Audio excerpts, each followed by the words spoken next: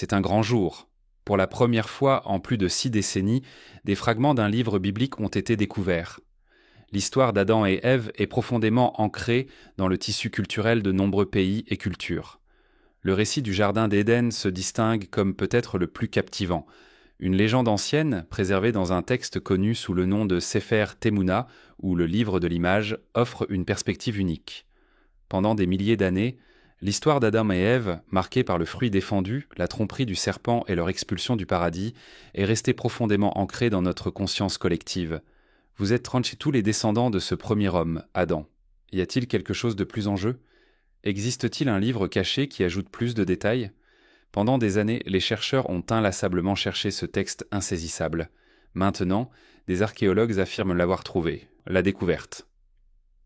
Les livres d'Adam et Ève ont été déterrés dans la tombe égyptienne de Toutankhamon et ont été publiés en 1926.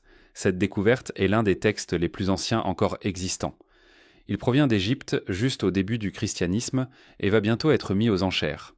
Ce texte explore la vie d'Adam et Ève après leur expulsion du Jardin d'Éden. Bien que l'authenticité et la datation de ces écrits aient été débattues, les livres d'Adam et Ève offrent un aperçu des croyances anciennes de l'humanité primitive. Le nom grec de cette œuvre est l'Apocalypse de Moïse. Paul a probablement rencontré ce texte sous une forme quelconque, car il est référencé dans 2 Corinthiens. Présentée initialement comme une révélation à Moïse, la version latine commence par une traduction anglaise.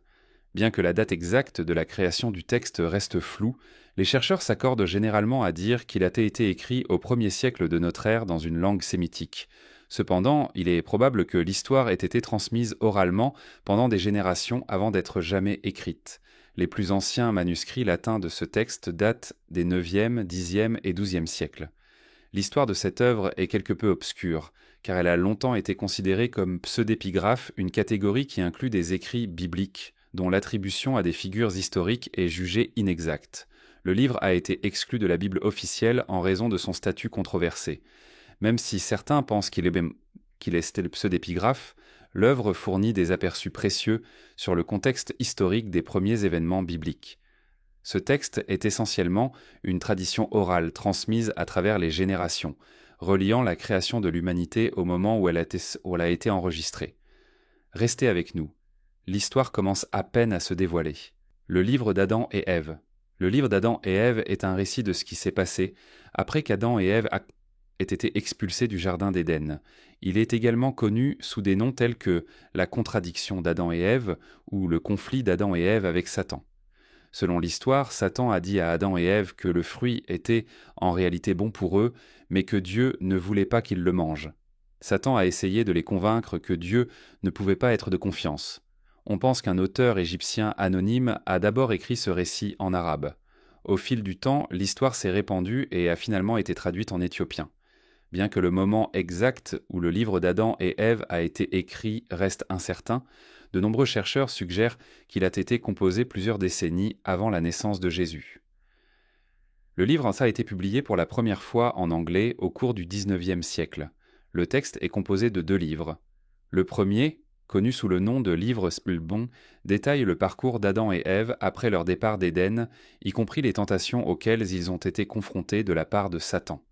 Le livre d'Adam révèle également que Caïn et Abel avaient des sœurs jumelles. Caïn a tué Abel par jalousie parce qu'il était amoureux de sa sœur jumelle, Lulua, mais ses parents voulaient qu'il épouse Akléa, la jumelle d'Abel. Le 2e livre se concentre sur l'histoire des patriarches avant le déluge. De plus, il raconte l'histoire des enfants de Seth, qui vivaient sur le mont Hermon, la montagne sainte, jusqu'à ce que Genin et les filles de Caïn les persuadent de partir. En tant qu'anges déchus, ils ont perdu la faveur de Dieu. Le récit décrit également la mort de Caïn aux mains de Lamech l'aveugle et relate la vie d'autres patriarches jusqu'à la naissance de Noé.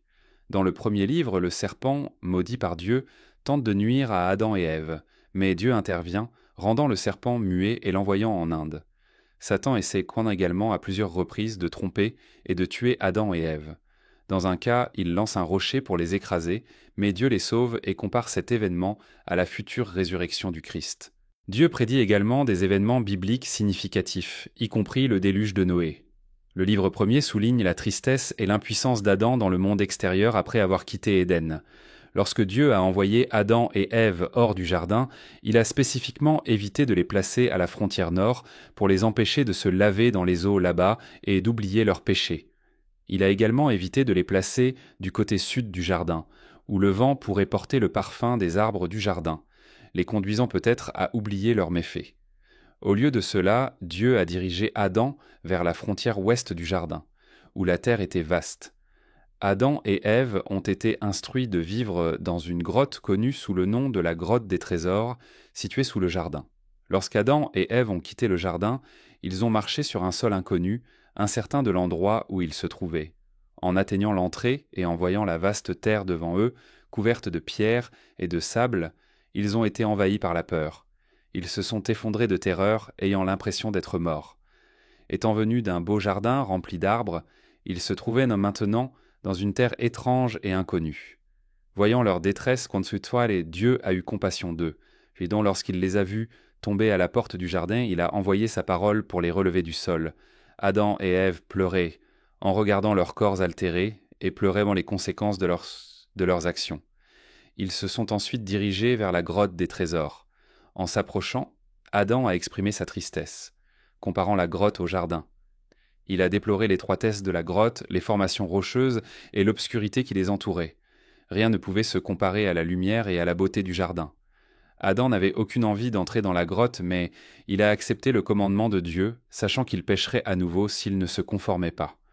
Le 43e jour, ils sont sortis de la grotte, faibles et affamés après avoir jeûné et prié dans la tristesse à cause de leur transgression. Ils ont gravi la montagne à l'ouest du jardin pour demander pardon à Dieu. Dans leur chagrin, Adam et Ève ont prié pour obtenir miséricorde, mais quelque chose d'inattendu s'est produit. Dieu a regardé le deuil d'Adam et lui a parlé. Il lui a rappelé que lorsqu'il était dans le jardin, il ne connaissait ni la faim ni la souffrance. Il n'avait ni faiblesse physique ni insomnie. Mais maintenant, étant entré dans cette terre étrange, Adam faisait face à de nouveaux défis. Ensuite, Dieu a ordonné aux chérubins à la porte du jardin de prendre des fruits de l'arbre à figues et de les offrir à Adam. Le chérubin a obéi, apportant 2 figues, chacune sur une brindille, et les lançant vers Adam et Ève à distance, car leur chair ne pouvait pas s'approcher du feu. Au début, les anges tremblèrent devant Adam, mais maintenant c'était lui qui tremblait devant eux.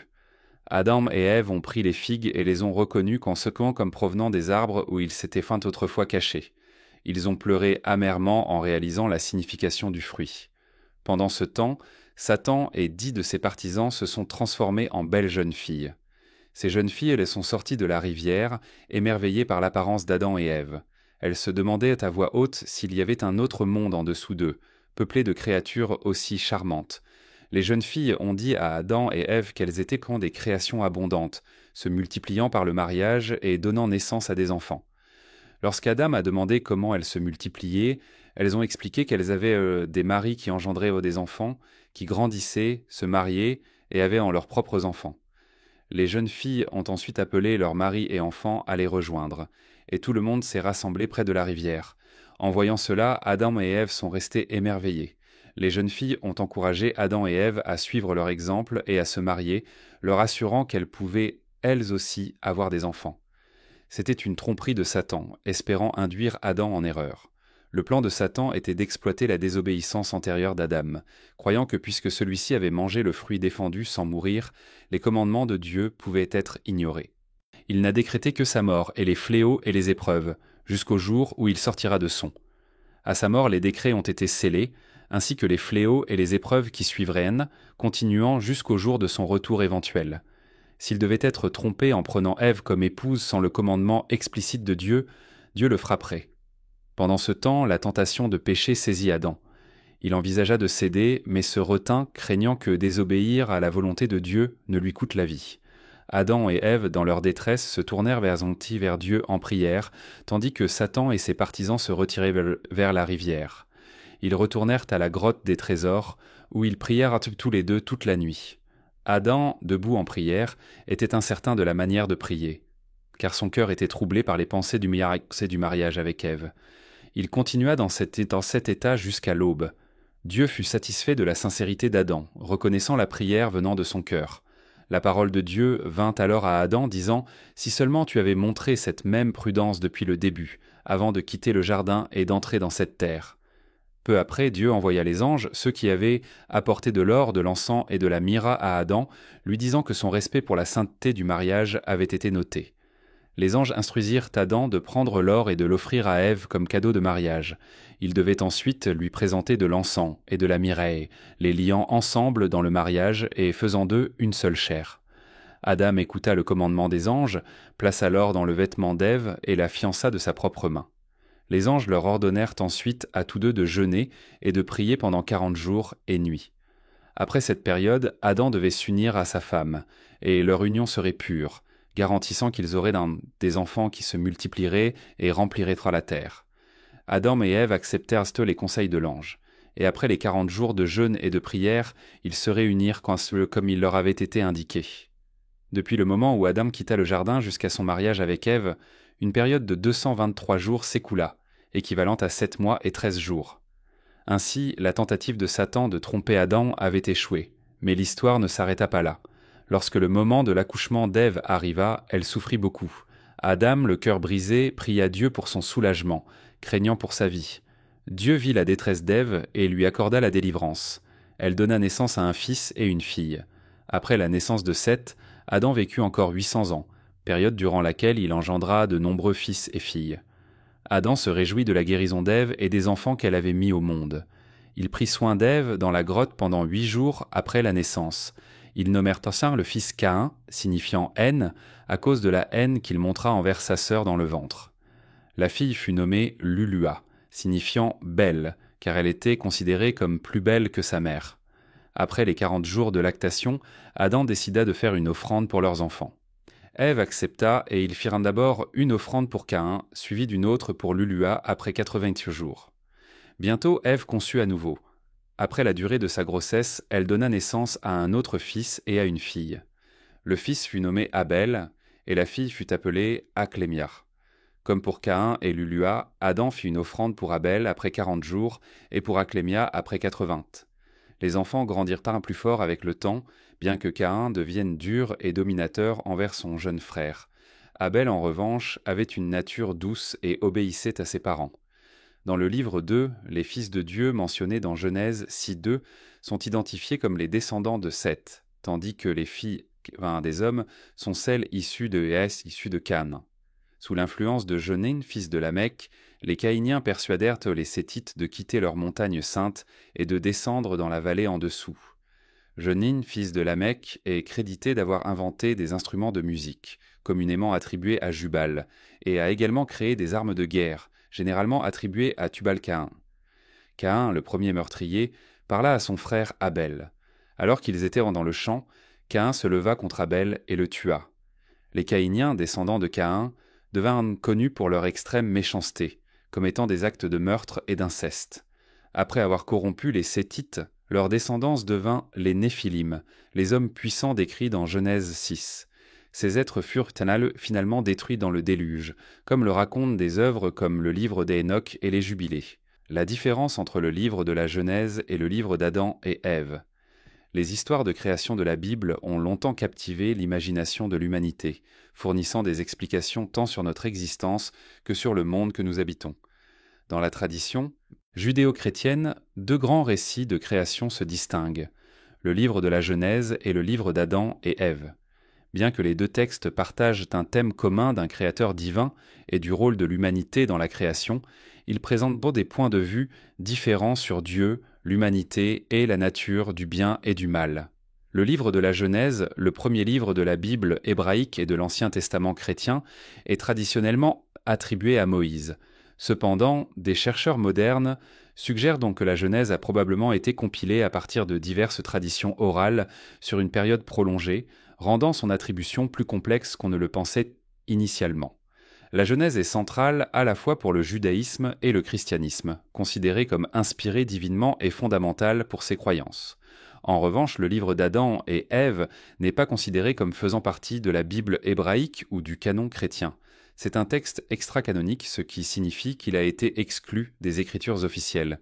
Plusieurs versions du livre d'Adam et Ève existent, et les chercheurs placent généralement ses origines autour du 1er siècle de notre ère, bien que certains suggèrent qu'il pourrait être plus ancien. Bien qu'il ne fasse pas partie de la Bible canonique, Le livre d'Adam et Ève a influencé certaines interprétations chrétiennes de l'histoire de la création. Une différence clé entre ces deux textes réside dans leur représentation de la création. Dans la Genèse, le premier chapitre présente un récit majestueux et ordonné de la création. Dieu parle la création dans l'existence, séparant la lumière des ténèbres, la terre de l'eau, et établissant les cieux et la terre en 6 jours. Ce récit souligne l'autorité divine et le but dans la formation du monde. L'humanité, tant masculine que féminine, est créée à l'image de Dieu le 6e jour, marquant le rôle distinct de l'humanité dans la création. La deuxième histoire de la création dans la Genèse 2 donne un compte rendu plus détaillé de la façon dont l'humanité a été faite. Dans cette version, Dieu forme Adam à partir de la poussière de la terre et le place dans le jardin d'Éden, un paradis débordant de plantes et d'animaux. Ensuite, Dieu crée Ève à partir de la côte d'Adam, l'établissant comme sa compagne et son aide. Cette version met en avant une approche plus personnelle et concrète de la création, soulignant le lien de l'humanité avec le monde naturel. En revanche, le livre d'Adam et Ève entre davantage dans les détails sur la création d'Adam, décrivant Dieu insufflant la vie dans une figure faite d'argile. Il offre également une vue élargie d'Éden, le dépeignant comme un paradis qui existait avant l'arrivée de l'humanité, entièrement formé avec toute sa beauté. Les deux récits soulignent le statut spécial de l'humanité dans la création. Dans la Genèse, les humains sont faits à l'image de Dieu, impliquant une capacité unique à raisonner, à avoir une moralité et à établir une relation avec le divin. Cependant, la Genèse n'attribue pas de rôle spécifique aux hommes et aux femmes. Dans le livre d'Adam et Ève, des rôles distincts sont donnés aux deux. Adam est présenté comme actif et fort, responsable de l'entretien du jardin, tandis que Ève est dépeinte comme plus passive et curieuse. Cette différenciation des rôles a influencé la manière dont certaines traditions chrétiennes interprètent les dynamiques de genre et la hiérarchie. Le concept de la chute, la désobéissance de l'humanité à Dieu, apparaît dans les deux histoires. Dans la Genèse, le serpent tente Ève de manger du fruit de l'arbre de la connaissance du bien et du mal. Ève partage ensuite le fruit avec Adam, ce qui conduit à leur expulsion d'Éden. Bien que le serpent ne soit pas directement identifié comme Satan dans la Genèse, son rôle dans la chute est clair. L'humanité perd son innocence et son immortalité et est accablée par la mortalité, le travail et la souffrance. Le livre d'Adam et Ève fournit un conte rendu plus détaillé de la chute. Dans cette version, le serpent parle directement à Ève, faisant appel à son désir de connaissance et à son souhait d'être égal à Dieu. Ce récit met davantage l'accent sur l'implication d'Ève dans le péché, la dépeignant comme la première à céder à la tentation. Le livre d'Adam et Ève introduit également la notion de honte et le besoin de vêtements après la chute. En fin de compte, les deux textes servent d'avertissement sur les conséquences de la désobéissance et les complexités de la nature humaine. La Genèse met en lumière le pouvoir et l'ordre de Dieu, montrant la place unique de l'humanité dans la création, bien que cela soit entaché par le péché. Le livre d'Adam et Ève, quant à lui, explore davantage les motivations psychologiques derrière la transgression, se concentrant sur l'introduction de la honte et de la souffrance.